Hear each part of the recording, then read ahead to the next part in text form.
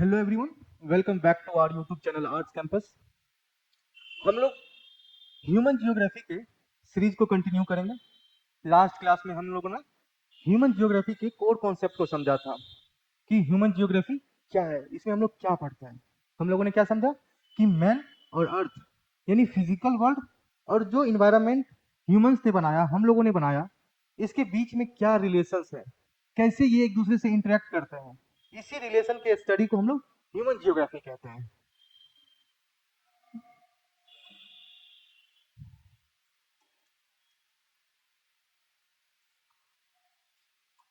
Inter relation between, ठीक है, ये ह्यूमन ज्योग्राफी क्या है? ह्यूमन ज्योग्राफी क्या है? Inter relation between physical world, ठीक है, जो ये अर्थ का पार्ट्स हम लोग पढ़े थे, atmosphere, land forms, park, forest, desert, ये सब हो गया फिजिकल वर्ल्ड। और सोशियो कल्चरल इन्वायरमेंट, इन दोनों के बीच में जो इंटरेक्शन होगा उसी का स्टडी हम लोग ह्यूमन जियोग्राफी में कहेंगे। और ये सोशल कल्चरल इन्वायरमेंट जो है, ये सोसाइटी, ये कल्चर कौन बनाता है? हम ह्यूमन बींग्स, यानी क्रिएटेड बाय ह्यूमन बींग्स।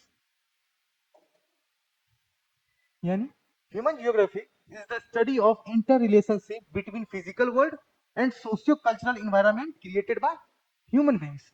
हम लोगों ने ये चीज को बहुत डेप्थ में अच्छे से समझ लिया है। अब जो हम लोग शुरू करेंगे, नेक्स्ट टॉपिक हमारा है क्या? Nature of human geography.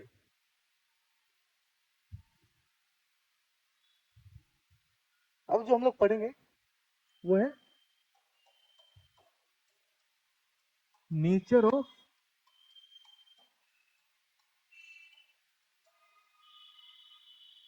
Human geography. इसमें हम लोग दो कॉन्सेप्ट को समझने का कोशिश करेंगे। एक है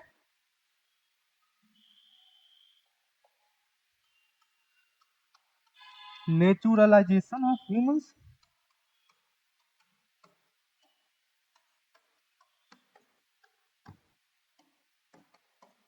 यानी मानव का प्रकृतिकरण। मतलब मानव जो है नेचुरलाइज्ड हो चुका है, ह्यूमंस जो है नेचुरलाइज्ड हो चुका है, मतलब वो नेचर पे डिपेंडेंट है। और ठीक अपोजिट दूसरा कॉन्सेप्ट क्या पढ़ेंगे, ठीक इसका उल्टा,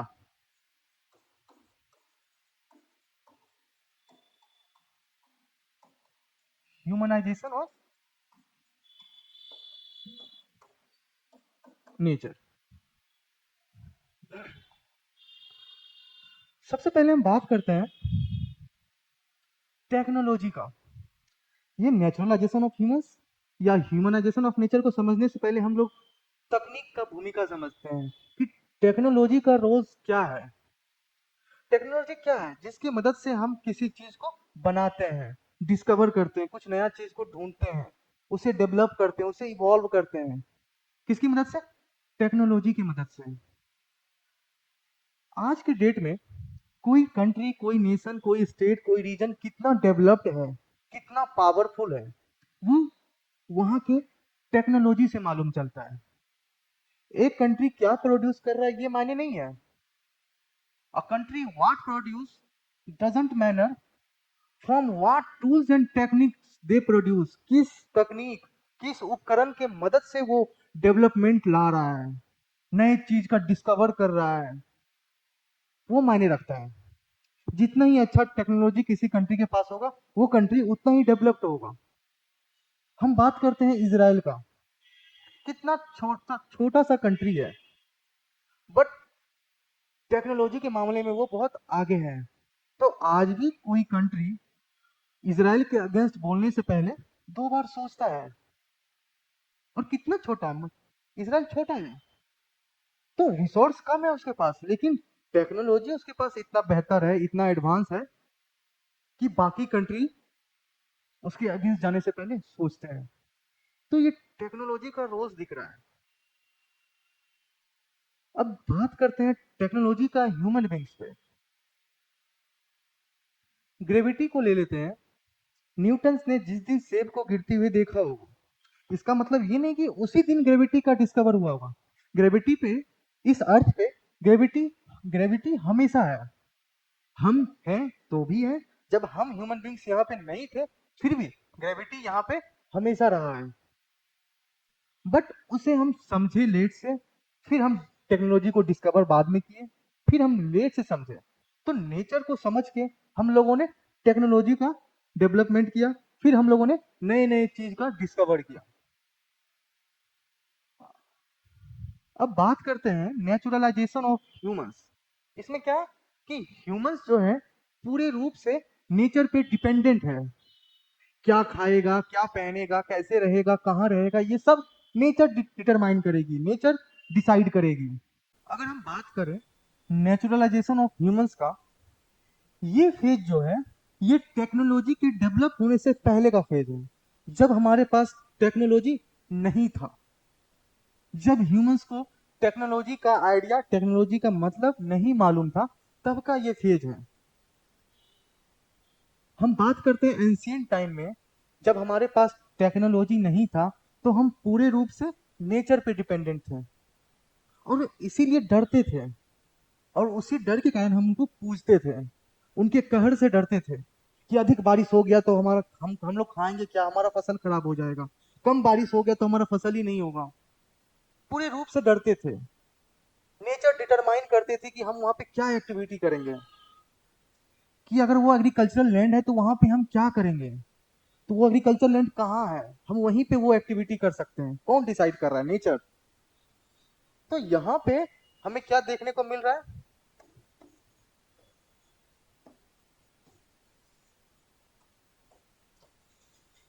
नेचुरलाइज मैन देखने को मिल रहा है। यहाँ पे हमें देखने को मिल रहा है मैन जो है वो नेचुरलाइज हो चुका है। ये सब हम टेक्नोलॉजी से पहले का बात कर रहे हैं। फिर क्या होगा?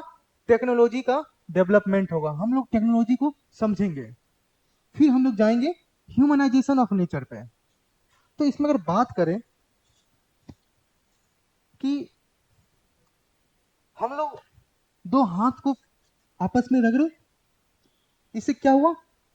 हीट प्रोड्यूस हुआ। ये तो पहले भी होता था, लेकिन हम नेचर को समझे, जिस दिन समझे नेचर को, फिर हम लोग डिसाइड कर पाए कि हाँ, जब दो ऑब्जेक्ट आपस में रगड़ खाता है, रगड़ाता है, तो उससे हीट प्रोड्यूस होता है, और वही हीट जब अधिक मात्रा में हो तो वो फायर का रूप ले लेगा। तो कैसे हम नेचर को समझ के हम लोगों ने नए चीज को डिस्कवर किया टेक्नोलॉजी के थ्रू, यानी हीट, हम लोगों ने फ्रिक्शन को समझा, नेचर को समझा, फिर हम लोगों ने उससे हीट प्रोड्यूस किया, फिर वहां से क्या आ गया? फायर। फिर बात करते हैं एक और, जैसे हम लोगों ने पहले एरोडायनेमिक्स को समझे, उससे हम लोगों ने क्या डेवलप किया? एरोप्लेन्स। हम लोगों ने डीएनए को समझा, उससे क्या मालूम चला? जीन्स के बारे में मालूम चला, जीन के बारे में मालूम चला, जिससे हम एंटीवायरस का डिस्कवर किए, जो हमें बहुत डिजीज से बचाता है। तो क्या है, हम लोगों ने नेचर को समझा, फिर हम लोगों ने टेक्नोलॉजी की मदद से नए चीज का डिस्कवर किया। तो जब तक हम लोग नेचर को नहीं समझे थे, तब तक हम फुल्ली नेचर पे डिपेंडेंट थे। हम लोगों ने मॉनसून को समझा, हम लोगों ने फसल उगाने का, फसल प्रोड्यूस करने का टेक्निक्स को समझा। पहले था कि नेचर ने हमें बोल दिया था कि आप जमीन पे, एक जमीन पे आप एक फसल उगाएंगे, हम लोग एक फसल उगाते थे और खाते थे। इतना मात्रा ही, इतना अमाउंट ही उस लैंड पे प्रोड्यूस होगा, वो नेचर के अकॉर्डिंग फिक्स था। बट हम लोगों ने समझा, उस सॉइल को समझा, वहां के इन्वायरमेंट को समझा, तो हम लोगों ने नए टेक्नोलॉजी का डेवलपमेंट किया। हम लोगों ने HYV सीड्स, पेस्टिसाइड्स, नए नए टेक्नोलॉजी, बड़े बड़े ट्रांसपोर्टेशन का व्हीकल, सभी का यूज किया, जब हम इन सब का यूज किए तो हम लोगों ने क्या डेवलप किया, हम लोगों ने जो उस लैंड मास में जितना मात्रा था जमीन का, जितना रिसोर्स उससे निकालते थे, अब उस टेक्नोलॉजी का यूज करके हम उसी लैंड से उससे कई गुना ज्यादा फसल उगा रहे हैं, फसल प्रोड्यूस कर रहे हैं। तो क्या है, हम लोगों ने नेचर को अब चेंज कर दिए, किसकी मदद से, टेक्नोलॉजी की मदद से। नेचर जो हमें करने को बोल रहा था, हम उससे आगे निकल गए, किसकी मदद से, टेक्नोलॉजी की मदद से। तो वही है ह्यूमनाइजेशन ऑफ नेचर। इसमें क्या है, हम लोगों ने इसमें नेचुरलाइजमेंट पढ़े, इसमें पढ़ेंगे ह्यूमनाइज्ड नेचर। अब हम लोग नेचर को ह्यूमनाइज करेंगे, मतलब टेक्नोलॉजी की मदद से हम अब नेचर को अपने अकॉर्डिंग मूव करेंगे। नेचर डिसाइड करता है कि किस टाइम कहाँ बारिश होगा, बट हम लोगों ने क्या डेवलप कर लिया टेक्नोलॉजी की मदद से, आर्टिफिशियल रेन। नेचर हमें अलाउ कर रहा है कि यहाँ पे अभी बारिश नहीं होना चाहिए, बट हम लोगों ने वहां पे क्या किया, आर्टिफिशियल रेन हम लोगों ने खुद से वहां पे बना के वहां पे बारिश करवा दिया टेक्नोलॉजी की मदद से। तो क्या हुआ, नेचर को हम लोग ह्यूमनाइज कर दिए। HYV सीड्स, पेस्टिसाइड्स, ये सब क्या है, टेक्नोलॉजी ही तो है। इसी सब की मदद से हम लोग नेचर को अपने अधीन कर लिए। तो यही कॉन्सेप्ट है, नेचर है नेचुरलाइजेशन ऑफ ह्यूमंस और ह्यूमनाइजेशन ऑफ नेचर। यही आगे चल के जब बहुत सारे स्कॉलर, जियोग्राफर अपने अपने स्कूल ऑफ थॉट में, अपने अपने स्कूल्स में जब इन चीजों को एक्सप्लेन कर रहे थे, तो उन्होंने एक नया टर्म दिया, नेचुरलाइजेशन ऑफ ह्यूमंस में जो इवेंट हो रहे थे, जो कंडीशन, जो सिस्टम वहां पे था, उसे उन्होंने कहा इन्वायरमेंटल डिटर्मिनिज्म।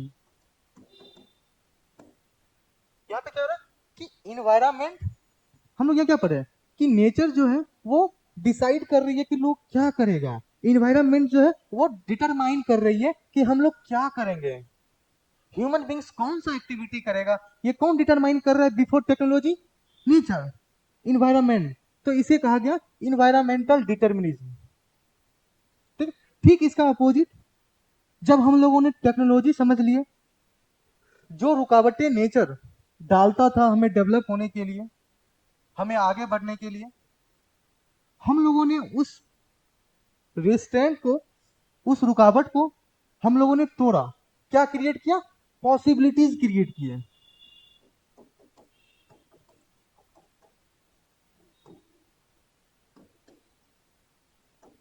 हम लोगों ने नेचर को समझ के क्या क्रिएट किए, पॉसिबिलिटीज। इसीलिए इस कॉन्सेप्ट का नाम लिखा दिया गया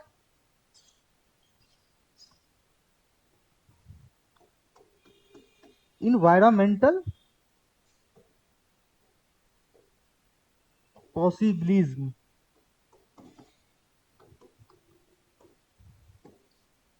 ये एक फ्रेंच के स्कॉलर थे, विडाल डीला ब्लासे, उन्होंने ये दिया था, ये कॉन्सेप्ट, और ये हंटिंगटन के द्वारा दिया गया था। और जो हम लोग ने लास्ट क्लास में एलन चर्चिल सैंपल को जाना था, वो भी इस कॉन्सेप्ट को, इस थॉट को वो सपोर्ट करती थी, एलन चर्चिल सैंपल, किसको, इन्वायरमेंटल डिटर्मिनिज्म को। ठीक है, हम लोगों ने क्या समझा कि टेक्नोलॉजी बहुत अहम भूमिका निभाती है नेचर और ह्यूमन के इंटरेक्शन में। ह्यूमन बींग्स नेचर से कैसे इंटरेक्ट करेगा, थ्रू टेक्नोलॉजी। हमें इस किसी बंजर भूमि में हमें अगर फसल करना है, चलो किसी भी लैंड मास पे अगर हमें कुछ उगाना हो, तो क्या करेंगे, वहां पे हम एग्रीकल्चर करेंगे, ठीक है, इरिगेशन करेंगे, किसकी मदद से, टेक्नोलॉजी की मदद से। तो हम नेचर से कुछ खाना खाना मतलब फसल लेंगे हम ह्यूमन बींग्स।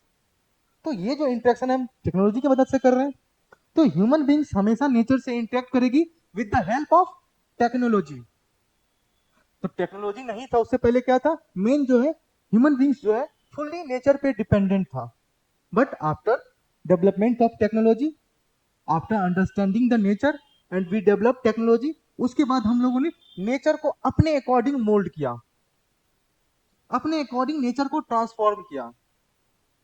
नेचर ने बोला कि इस टाइम पीरियड में यहाँ पे बारिश होगा, बट हमें जरूरत किसी और टाइम पीरियड में पड़ा, तो हम लोगों ने किसी और टाइम पीरियड में आर्टिफिशियल रेनिंग करवा दी। तो हम लोगों ने नेचर को मोल्ड कर दिया, नेचर को ट्रांसफॉर्म कर दिया, नेचर के रास्ता को हम लोगों ने बदल दिया, और हम लोगों ने क्या क्रिएट किया, पॉसिबिलिटीज। किसी एक पार्टिकुलर टाइम में अगर बात करें हम मार्च जून जुलाई के महीने की बात करें, जून जुलाई में अगर बात करें नॉर्थ इंडिया में क्या होता है, गर्मी होता है। नेचर ने क्या डिटरमाइन किया कि जून और जुलाई के मंथ में नॉर्थ इंडिया पे गर्मी होगा, बट हम ह्यूमंस कैसे सुन लेंगे नेचर का इतना आसानी से? हम लोगों ने टेक्नोलॉजी का डेवलपमेंट किया, हम लोगों ने नेचर को समझा, फिर वहां पे क्या डेवलपमेंट किया, एसी, फ्रीज, हम इन चीजों का डेवलप किए, हमने इन टेक्नोलॉजी का यूज करके वहां पे गर्मी हमें होना चाहिए था, हमें गर्मी लगना चाहिए था, बट हम एसी की मदद से वहां पे ठंड फील कर रहे हैं। तो क्या है, हम लोगों ने नेचर को मोल्ड किया। नेचर चाह रही थी कि जून जुलाई में यहाँ के लोगों को गर्मी लगे, बट हम लोगों ने टेक्नोलॉजी को डेवलप करके जून जुलाई में मस्त एसी का हवा ले रहे हैं। वो कहलाया ह्यूमनाइजेशन ऑफ नेचर। ये दो कॉन्सेप्ट होप की क्लियर हो गया हो। हम लोगों ने नेचर ऑफ जियोग्राफी को समझा, नेचर ऑफ ह्यूमन जियोग्राफी को समझा। क्या था, एक था नेचुरलाइजेशन ऑफ ह्यूमंस और एक था ह्यूमनाइजेशन ऑफ नेचर। सबसे पहले बात करते हैं कि नेचुरलाइजेशन ऑफ ह्यूमंस क्या है। इसमें नेचर डिटरमाइन करता है इन्वायरमेंट डिटरमाइन करता है कि ह्यूमन बींग्स क्या करेंगे, तो इसीलिए इसे कहा गया इन्वायरमेंटल डिटर्मिनिज्म। ठीक है, अब देखें तो human beings interact with their physical environment. हम ह्यूमन बींग्स अपने जो फिजिकल वर्ल्ड है, फिजिकल इन्वायरमेंट है, इससे इंटरेक्ट करते हैं with the help of technology, तकनीक की मदद से। ठीक है, it is not important what human beings produce. ये इंपॉर्टेंट नहीं है कि ह्यूमन बींग्स क्या प्रोड्यूस कर रहा है, जबकि इंपॉर्टेंट क्या है, it is extremely important with the help of what tools and techniques do they produce। किस टूल्स और टेक्निक्स के मदद से वो ह्यूमन बींग्स किसी चीज को क्रिएट कर रहा है या किसी चीज को प्रोड्यूस कर रहा है, ये इंपॉर्टेंट है। और टेक्नोलॉजी क्या इंडिकेट कर रहा है, technology indicates the level of cultural development of society. Technology क्या डिटरमाइन कर रहा है, ये दिखा रहा है कि एक रीजन, एक नेशन, एक स्टेट कल्चरली कितना डेवलप है।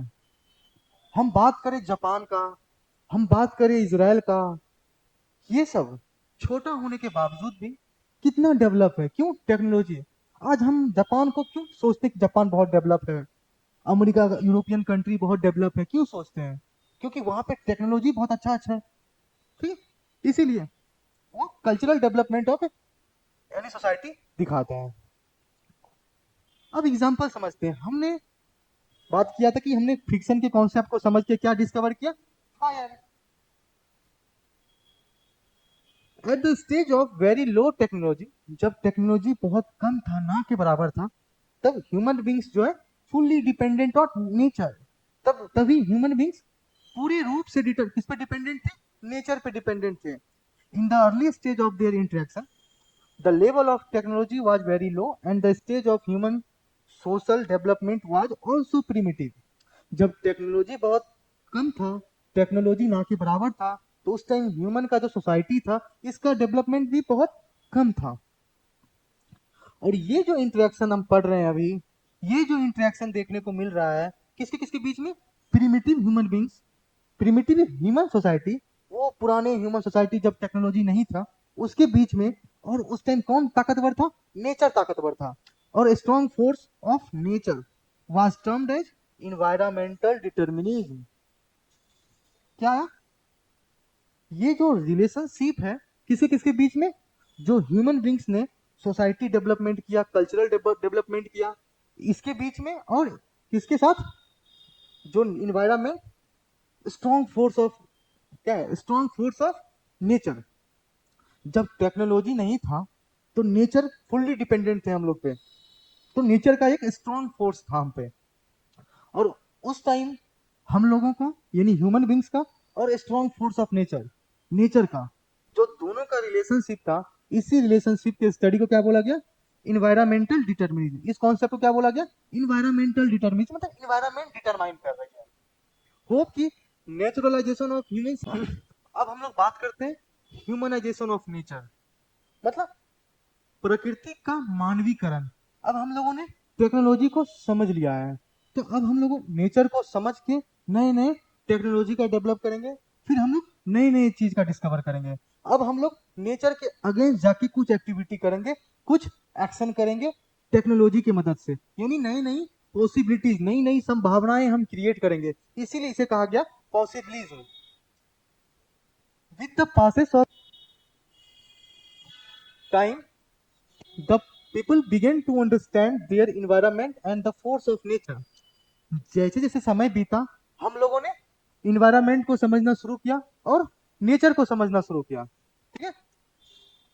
With social and cultural development, society और कल्चर का डेवलपमेंट के साथ साथ ह्यूमन बींग्स ने डेवलप किया better and more efficient technology, ठीक है। हम लोगों ने सोसाइटी और कल्चर के डेवलपमेंट के साथ साथ हम लोगों ने बहुत बेहतर और एफिशिएंट टेक्नोलॉजी का डेवलपमेंट किया नेचर को समझ के।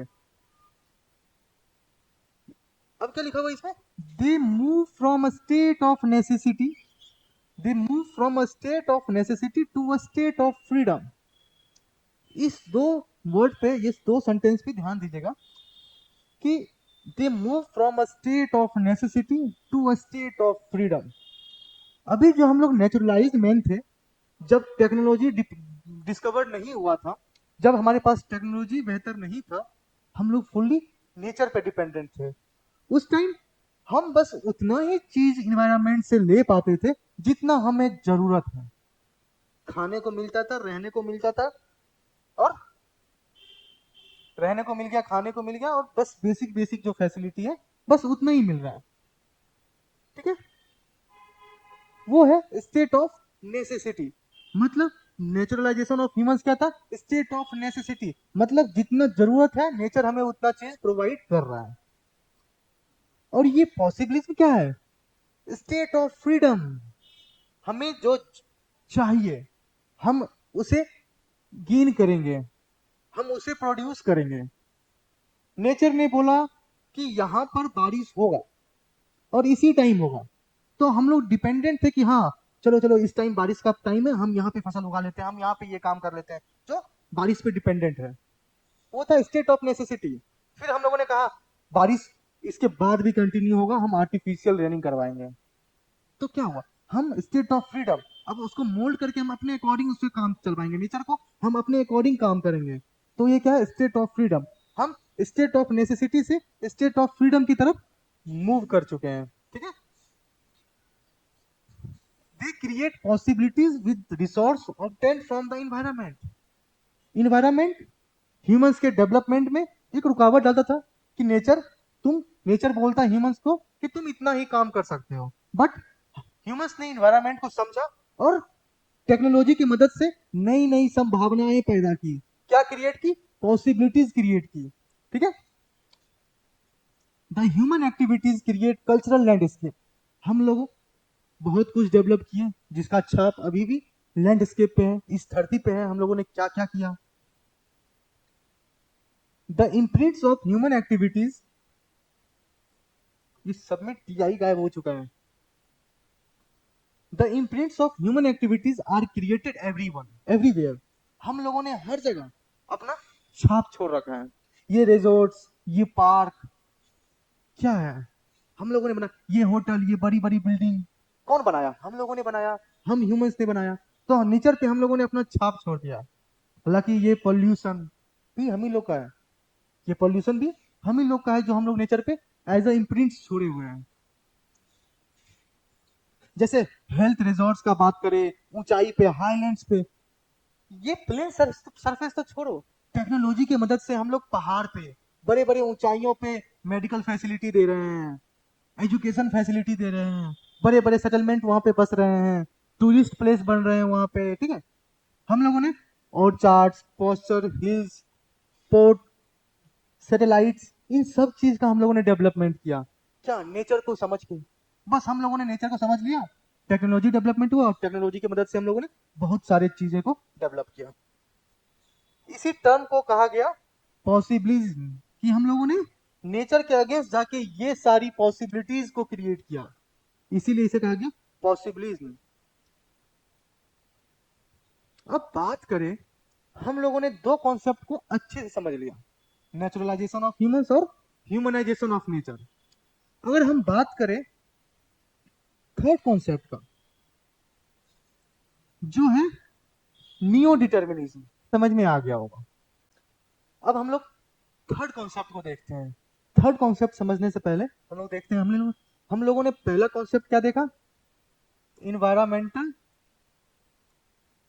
डिटर्मिनिज्म, और दूसरा कॉन्सेप्ट हम लोगों ने पॉसिबिलिज्म देखा। अगर हम बात करें, क्या कंप्लीटली एक society environmental determinism concept follow कर सकता है, कि जहां पे नेचर ही फुल्ली डिपेंडेंट हो, नेचर ही डिटरमाइन करे कि एक सोसाइटी क्या करेगा? नहीं, पॉसिबल ही नहीं है, ठीक है, क्योंकि हमारे नीड्स बहुत हैं। अब हम लोग रोटी कपड़ा मकान तक सीमित नहीं है, अब हमें क्या चाहिए? रोटी कपड़ा मकान, बिजली पानी सड़क, एक फोन होना चाहिए जिसमें इंटरनेट हो, बस कुछ दिन के लिए 4G, फिर हमें 5G भी चाहिए, बहुत सारे फोन में तो 5G आ भी गया है, इंटरनेट चाहिए। तो हमारा जो बेसिक नीड्स था वो अब बढ़ चुका है, तो नेचर पे तो फुली डिपेंडेंट हम नहीं रह सकते, फिर हम बढ़े पॉसिबिलिज्म की तरफ। इसमें क्या है, नए नए पॉसिबिलिटीज क्रिएट करते जाए, ये भी पॉसिबल नहीं है, क्योंकि हम अंधाधुन आंख बंद करके नेचर को एक्सप्लॉइट भी नहीं कर सकते, क्योंकि resources are limited, are demands are unlimited. तो हम लोग नेचर को आंख बंद करके अंधाधुन हम लोग एक्सप्लॉइट नहीं कर सकते, अदरवाइज हमें इसे बहुत ही बुरा, बहुत ही बड़ा भुगतान चुकाना पड़ेगा इसका। तो ये सिचुएशन भी नहीं हो सकता, तो करे क्या? तो फिर एक स्कॉलर आए जिनका नाम था ग्रिफिथ टेलर।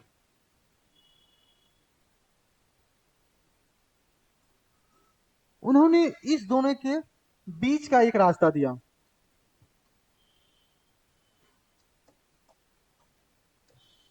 जिसे कहा गया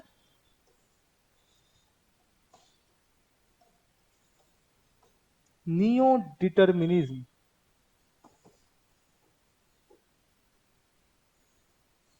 पहला क्या था? इन्वायरमेंटल डिटर्मिनिज्म, जो कि सिर्फ इन्वायरमेंटल डिटर्मिनिज्म जैसा कंडीशन हो तो भी एक्सेप्टेबल नहीं है, सिर्फ पॉसिबिलिज्म जैसा कंडीशन है तो भी एक्सेप्टेबल नहीं है। तो एक नए स्कॉलर आए जिनका नाम था ग्रिफिथ टेलर, उन्होंने एक नया कॉन्सेप्ट दिया, इस दोनों के बीच का एक मार्ग दिया, एक बीच का एक रास्ता दिया। उन्होंने कहा नियो डिटर्मिनिज्म। इसमें क्या था कि हम नेचर का यूज करेंगे, नेचर से हम लोग नए नए पॉसिबिलिटीज क्रिएट करेंगे विद इन द लिमिट्स, एक लिमिट में। इतना नहीं कर देंगे कि हमें नेचर का कहर देखने को मिले, हम नेचर को एक्सप्लॉइट करेंगे, नेचर को यूज करेंगे, बट एक लिमिट में, सस्टेनेबल वे में, कि रिसोर्स भी खत्म ना हो और डिमांड्स भी फुलफिल हो जाए। तो उस बीच के मार्ग को, उस मिडिल पाथ को ग्रिफिथ टेलर ने एक टर्म दिया जिसका नाम था नियो डिटर्मिनिज्म, और इसे कहा गया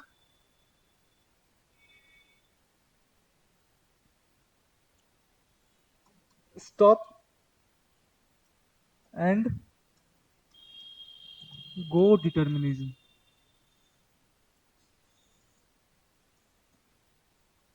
स्टॉप एंड गो, ये स्टॉप एंड गो कहां देखने को मिलता है हमें? Traffic light. ये इंस्पायर कहां से था? ट्रैफिक लाइट से इंस्पायर ये था, ये टर्म। क्या यहाँ पे हमें तीन कलर देखने को मिलता है ना, रेड,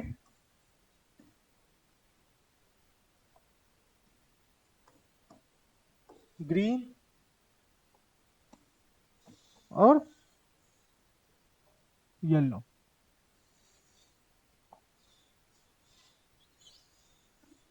तीन कलर ट्रैफिक पे देखने को मिलता है, रेड, ग्रीन और येलो।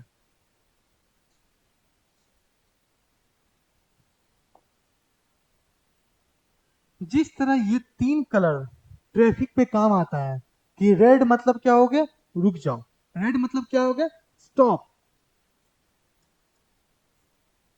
और ग्रीन मतलब गो, येलो मतलब रेडी टू गो। यानी येलो लाइट आया मतलब अब आप लोग जाने वाले हैं, उसके लिए तैयार हो जाइए। सीट का पेटी क्या बोलते हैं, सीट का पेटी बांध लीजिए, हाँ सीट का पेटी बांध लीजिए। तो येलो मतलब आप रेडी हो जाइए जाने के लिए, ग्रीन मतलब अब आप जाइए, एंड रेड मतलब स्टॉप। ठीक हमें नेचर का भी उसी तरह से यूज करना पड़ेगा, एक लिमिटेड वे में, कि हाँ अब आप रेडी हो जाइए कि आप नेचर से रिसोर्स का या फिर नेचर को टेक्नोलॉजी की मदद से आप यूज करना स्टार्ट करने के लिए रेडी हो जाइए। एंड ना आप यूज कीजिए, अब बहुत ज्यादा यूज हो रहा है, अब आप उसे रोक दीजिए।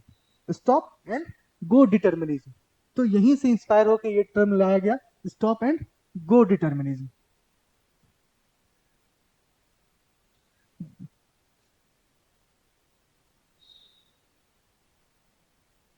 क्या, a geographer name Griffith Taylor introduced another concept which reflects middle path, बीच का एक मार्ग बिटवीन द टू आइडियाज। दो आइडियाज क्या क्या था, एक आइडिया था एनवायरमेंटल डिटर्मिनिज्म और एक था पॉसिबिलिटी, इसके बीच का इन्होंने एक मार्ग लाया। उन्होंने इसे क्या नाम दिया, नियो डिटर्मिनिज्म, या फिर इसे कहा गया stop and go determinism. This concept shows that neither is there a situation of absolute freedom, जो हम पॉसिबिलिज्म पढ़े, पॉसिबिलिज्म में क्या पढ़े कि स्टेट ऑफ फ्रीडम, और ये नियो डिटर्मिनिज्म क्या कहता है कि ना तो स्टेट ऑफ एब्सोल्यूट फ्रीडम होगा और ना ही स्टेट ऑफ एब्सोल्यूट नेसेसिटी होगा, जो डिटर्मिनिज्म था। इन्होंने कहा क्या कहा कि बीच का कोई भी नहीं आएगा, ना तो एब्सोल्यूट फ्रीडम देखने को मिलेगा और ना ही एब्सोल्यूट नेसेसिटी देखने को मिलेगा। इन्होंने बीच का एक रास्ता दिया कि पॉसिबिलिटीज कैन बी क्रिएटेड। मतलब इसका मतलब क्या हो गया, पॉसिबिलिटीज जो है, पॉसिबिलिज्म में जो हम लोग पढ़े थे कि पॉसिबिलिटीज क्रिएट करती है ह्यूमन बींग्स टेक्नोलॉजी की मदद से, तो वो possibilities can be created with in limits, वो एक लिमिट में क्रिएट किया जाएगा जो कि इन्वायरमेंट को डैमेज ना करे। नियो डिटर्मिनिज्म क्या बोल रहा है कि टेक्नोलॉजी के यूज करके, टेक्नोलॉजी को यूज करके हम लोग पॉसिबिलिटीज क्रिएट करेंगे, लेकिन लिमिट में करेंगे ताकि इन्वायरमेंट को डैमेज ना हो। यही बोला गया नियो डिटर्मिनिज्म। हम लोगों ने तीन कॉन्सेप्ट पढ़ा, humanisation of nature, naturalisation of humans. Humanisation of nature को क्या कहा गया, पॉसिबिलिटी। नेचुरलाइजेशन ऑफ ह्यूमंस को क्या कहा गया, डिटर्मिनिज्म। और इस दोनों के बीच के एक मार्ग को कहा गया नियो डिटर्मिनिज्म।